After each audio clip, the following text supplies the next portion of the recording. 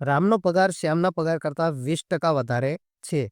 તો શ્યામનો પગાર રામના પગાર કરતાં કેટલા ટકા ઓછો હશે?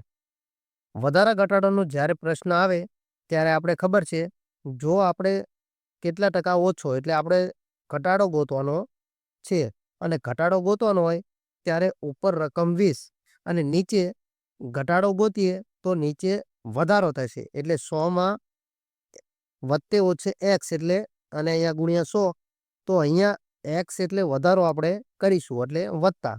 તો 20/100 વત્તા 20 અને ગુણ્યા 100. તો હવે થઈ જશે 20/120 અને ગુણ્યા 100. તો 100 ના 6 2 12 તો 100/100 એટલે 16 છિક્કે 96 અને 4 16 2 તૃતીયાંશ. તો અહીંયા આપણો જવાબ થઈ જશે 16 2 તૃતીયાંશ ટકા. બસ આપણે ધ્યાન એ રાખવાનું છે કે જ્યારે આપણને ઘટાડો પૂછે ત્યાં હંમેશા નીચે છેદમાં વધારો દર્શાવવાનો અને જ્યારે આપણને અહીંયા વધારો પૂછે તો અહીંયા ઘટાડો દર્શાવવાનો.